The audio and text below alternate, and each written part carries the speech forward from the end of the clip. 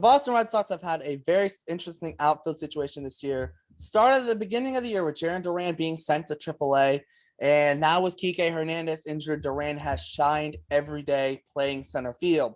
However, that begs the question, what happens to the outfield when Kiké Hernández returns? Does he get his spot back? Does Duran have to slide over to a different spot in the outfield? What happens with the outfield? We're going to cover that right here on Bleacher Balls. My name is Derek. I'm here with Joey, and let's get straight into it. Obviously, big question marks. I mean, we don't really know what's going to go on, but we'll give you guys the options, what we think could happen, what we think should happen, what might happen, even if we don't necessarily agree with it. It's interesting because Duran's hitting in the leadoff spot, playing amazing. And before Kiké got injured, he was hitting sub 210. Not great. Joey, just thoughts on Kiké this season, his performance so far this season. I think Kiké bought a lot of goodwill last year with the Red Sox fans in Boston, but what people don't remember is he had a pretty bad first half last year. You know, he did, and then he heated up more at the end of the year and had a good playoff run. I don't think that's going to happen again this year. And Kiké is hitting, I think, about 210 right before he got hurt. He's going to be cold because he hasn't played in forever. And you have Duran, who you can't move Duran out of the starting lineup. When he's playing this hot and he's a prospect rookie type of guy, you cannot remove him from the outfield right now. You can't get rid of his starting job. You could totally ruin his development. So what I'm thinking here is you trade Kiké, right? I mean, you might have to.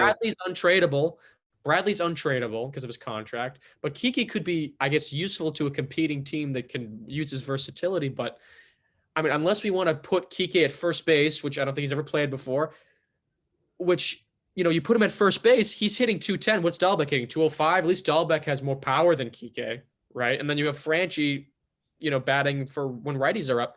So it's just not worth it. So Kiké's got to go. He's been a bad player this year. We can get trade value for him. And I think Derek is a little more educated on exactly what we can get and who we can get. But I think Kiké's got to go. And we can keep the outfield as is, right? Having a Duran, Refsnyder, Bradley, you know, obviously Verdugo's in left, but whatever mixture of that we want to be doing. I think Kiké's out of the picture. We've won without him in June. He wasn't here. And when he comes back, I don't think he's going to add anything. Yeah, it's rough because Duran, you can't really move him out of center because he doesn't have the arm to play right, and left field never played left. Really, realistically, hasn't really played left. And, you know, he's already struggles defensively at times. And because he's still somewhat new to the outfield, he was originally a second baseman, so he's still somewhat new to the outfield. So making him move to a different outfield spot, especially at Fenway, trying to learn the Green Monster or learn that right field, it's not worth it. So you got to stick him in center, which means now you either have to move Kiké away from center, which they said they didn't want to do at all this year, or he's on your bench, or you got to get rid of him. And the thing is, Refsnyder's solid. He's been solid on the bench. You're going to keep him. Jackie's kind of unmovable with the contract, and he's there for defense. Let's be honest. Him and Refsnyder have been kind of platooning in right field, and I think that's been working out pretty well. You know what you're going to get from both of them. And then Kiké being out of the mix now has really hurt him because he's, you know, stuck in the spot where now Duran's taking his spot, and, you know, Kiké, yes, he's about to start his rehab assignment, but it puts him in a weird spot. And I wouldn't be surprised if the Red Sox trade him. There's teams that do need outfielders. Team that comes top of the mind is the Padres because they are looking to put Tatis in the outfield. And I understand, you know, maybe they're trying to limit the injury risk for him. But at the end of the day, does him playing the outfield mean less injury risk? Does it really? You know, it's kind of more like we don't have an outfielder. We need one. And I guess you can play out there. That's kind of what it seems like. That's like if the Red Sox tried putting Dahlbeck in the outfield because they had nowhere else to put him. Because we need his bat in the lineup. Yeah, exactly. You know, it's that it just doesn't feel right to have Tatis in the outfield. I understand he's not the greatest defensive shortstop, but they're getting no production at shortstop offensively. And Kiké could potentially work out in San Diego. Maybe the Dodgers want to bring his versatility back. The Dodgers love versatility. You're probably going to have to trade him for a prospect, though, because he's not going to go to a team that's not trying to make a postseason push. I think probably the Padres and Giants are the probably two best fits in the NL West, and maybe a team like the Braves wants to take a chance on him for this year, or the Cardinals or something like that, maybe. But I don't see it. I see more probably. I think the Padres are probably the best chance. And the Padres have Jackson Merrill, their number 4 prospect, who maybe the Red Sox will try and target him in a trade. Shortstop prospect for the Padres. I think that kind of makes the most sense. Kiké for Merrill. And the Red Sox don't have to keep Merrill. They could flip him and make it a 3-team trade. Maybe they keep him and then flip another prospect to another team to bring in something, whether it's a first baseman or whether it's a reliever or whatever it is. I think you could see a little bit of buying and selling at the trade deadline for the Red Sox. But this outfield spot's so, this outfield is so interesting because Verdugo's got left field locked up, but the other 2 spots are just a mystery. Yeah, and I mean, the cool thing about our outfield is most of our outfielders can play more than one position in the outfield. Bradley can play center if he has to, and obviously he could play left, I guess, if he wanted to. Yeah. Verdugo can play all 3. Duran could probably play left if he had to. Yeah, right? If it was an emergency, yeah. Refsnyder can play. So that's a good thing in our outfield. So we don't really need like a guy like we talked about Kiké's value being in his versatility. Well, everything's plugged up right now. Yeah, we don't need 5 outfielders on the team. And I know, and people love Kiké, and that's fine. I used to call him Cheech. I used to think it was like Chi-Chi, like from Scarface. That's what I used to call him when he first came up, because I thought that was his name. He's not been productive this year. He's been unproductive. He's been Dahlbeck, I think statistically is probably a better hitter this year than Kiké's been, right? It's close. Right? And especially when not playing for a month? Yeah. He's going to be cold. I think the best thing we can do is give him a rehab assignment in Worcester, let him show that he's healthy and capable, then trade him. And, this Merrill guy, I don't know very much about at all, but building prospect capital is always a good idea heading into the trade deadline. So this is definitely a good move to make before the deadline, right? If we can make this move a week or 2 before the deadline, we'll have this prospect capital. And then, okay, so what do we need on July 31st or August 1st? August 2nd now. What do we need on August 2nd this year? Well, we've got these guys in the bank, right, that we can just go out and acquire our first baseman or acquire our stud relief pitcher, and that's a whole other thing. I don't really think we should be trading for a reliever at this point unless he's a complete stud, because I think there's going to be so. Well, his name's Daniel Bard. Well, yeah, Daniel, that would just be sweet having Daniel Bard back. That would just be a nice homecoming. He's having a good year. Yeah, I just think there's going to be so much.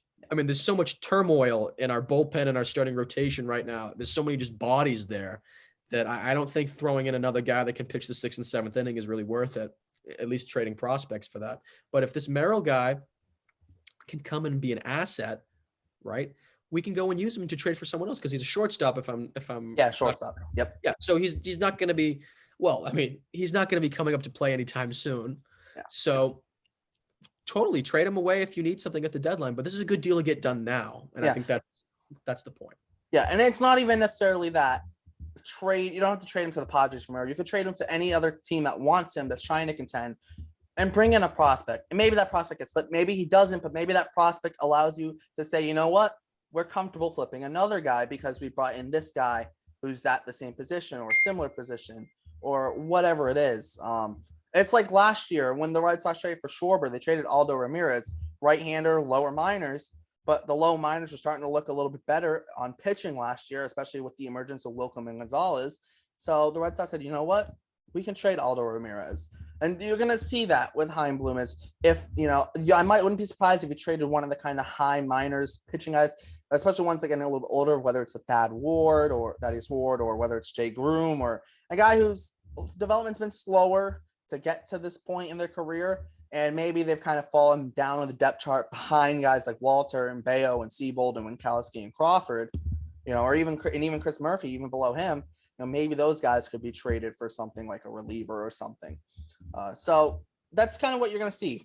They're going to trade for positions of strength, and maybe bringing in a prospect allows them to flip that guy right back for something else, or flip another guy that they already have in their system.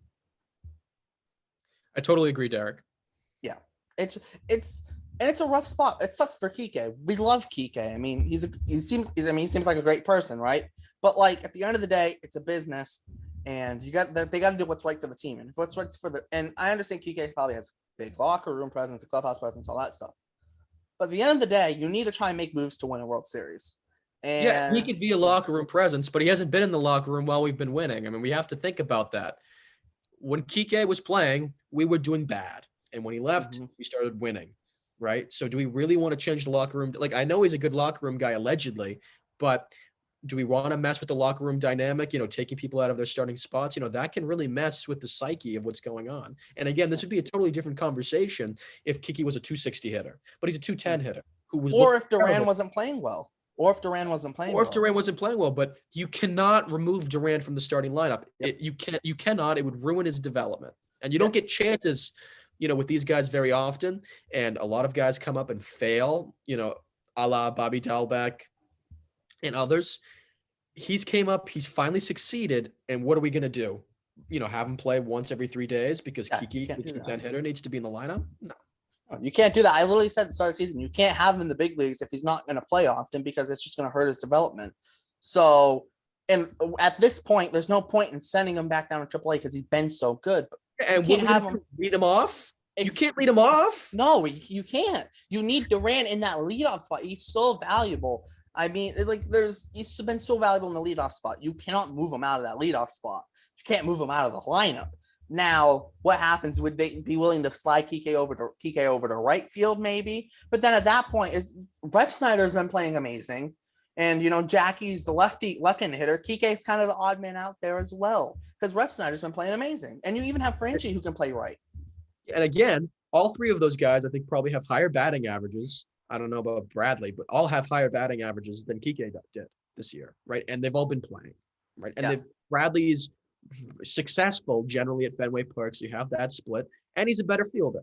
So what value does Kiké give in that situation that what Bradley doesn't have? There's nothing. Especially, right? I'm not a Bradley supporter at all. It's true. Yeah, it is, and it sucks too for Kiké because if they get a first baseman, now Franchi's also pushed to the outfield. So now you also add that into the outfield everyday conversation in the outfield. If the Red Sox go and get a Josh Bell, or maybe they go more for like a CJ Cron, where they get an everyday first baseman.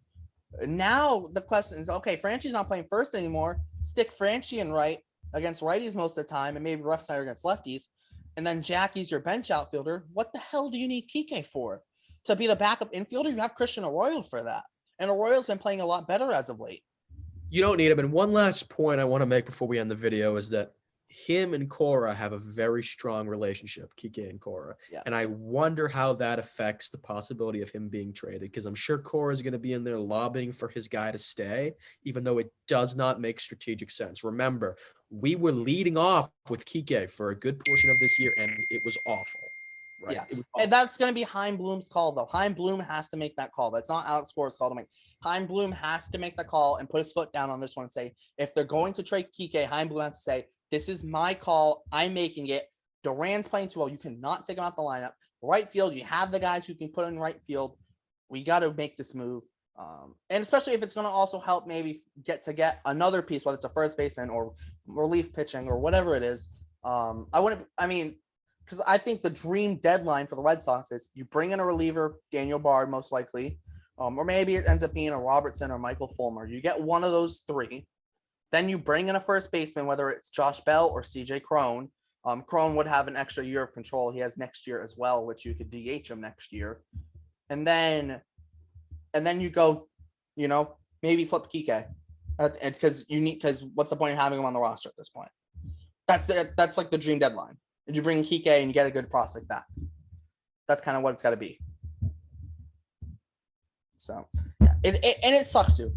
Everyone loves Kiké. I don't know anyone who doesn't like Kiké, but sometimes you got to do what you need to do.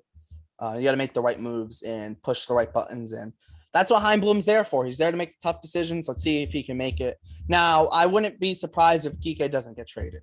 So if Kiké doesn't get traded, and they keep Duran in this lineup, now the big question is, what the heck's going to happen? So before we close this thing up, if Kiké stays and Duran stays in center every day and Verdugo obviously stays in left, what the heck's happening with Kiké? Does he platoon in right field? Does he maybe, platoon maybe does he just become a backup infield? What do they do with Kiké? The difference is what will they do versus what should be done. And the answers are different. What Cora will do if Kiké stays is put Kiké in center field. He's not going to move him out of center field. He's going to put him there. And he's going to play there every day, right? Just as he was before. Now, he might not lead off, anymore if they can figure out how to put Duran and like they could always try and do something like where They could put Kiké in right. or put Duran in left and Verdugo in right. Like I can see them doing that, but Kiké is Cora's guy. I think ideally, if we were to keep Kiké, I would have him in right, with Duran in center and Verdugo in left, and then, platooning in some combination with Bradley and Refsnyder. Yeah. But I don't see that happening. And I guess a service Kiké can provide is because Cora insists on giving all these star players days off. Yeah. I guess if we ever need a day off for Story, Bogarts, Devers, he can always come in and play those positions. But you kind of have Christian Arroyo for that. That's the thing. That's true. You have Christian Arroyo for that. The only thing Kiké is good for right now is injury insurance. And he's injured right now, so he can't even do that. Yeah. And again, we're paying him, right? And I might be – and this is totally – first of all, I have two questions, actually. Has Aldo Ramirez done anything? Where's Aldo Ramirez? And then my second question is – Are the Red Sox still like $1 million above the luxury tax? Are we still like a little above that threshold? Because what I'm wondering is if we can trade Kiké, could that get us under the threshold for the year? I mean, that could be huge strategically for this team, right? Because that's almost another year of going all in. So these are questions that Chaim Bloom is going to have to consider now, right? Whoa, can I trade Kiké? And, I'm above the threshold by like $1 or $2 million because I think that's what he's at. And I don't have to pay a salary for the rest of the year. Well, that will get me under the luxury tax. I don't know. I think Kiké, even if they trade Kiké, I still think they might be a little bit over. What is he making? 10 or 15, something like that? Seven for the whole year, so it's prorated. So you're only going to get like 2 to 3 million. You only get like 2.5, 3 million cut off. But that might be the margin. I think. Yeah, I think it's a little bit more than that. I think it's like 6 million. Oh, I didn't know. Or it's like 5 or 6. Maybe it's I don't know. But I think if they somehow figure out a way to get rid of Matt Barnes, and there's one solution to getting rid of Matt Barnes. It's 3 words: trade him or DFA him. But DFAing him, I don't know if they would still have to pay him. If he would, I think he would still count against. They would, because no one would pick him up. Yeah, exactly. So they would have to trade him, but then they'd have to give up. Hey, you know what? Another idea, and I'm not trying to trade Kiké with Barnes. Do a salary jump. Trade Kiké with Barnes and get like a pack of balls back. I'll take that any day of the week. Trade Kiké and Barnes to a team that needs Kiké for cash considerations. Maybe that's the solution. Yeah, maybe that is as well. Chaim, figure it out. Go figure it out. Well, he has a direct line to you, Derek. He does have the direct line. I wish he did. I wish he did. But that's going to wrap this one up. Thanks for tuning in. What's going to happen when Kiké gets back? Let us know your thoughts in the comments. Make sure to check out everything in the description, the podcast, the website, the Instagram, and the Twitter, as well as all the crew's Twitter's also down there. Make sure to like, subscribe, and hit the notification bell while you're down there. Check out all our previous weekly Red Sox videos. We have weekly Yankees videos on Fridays as well as a Red Sox ones on Monday. Prospect Pipelines videos every Wednesday. Non-baseball sport videos on Tuesday, and then a baseball video on Thursday covering a player, a team, or just a trend in baseball. That's going to wrap it up for Joey. I'm Derek. Thanks for tuning in, and we'll see you next time.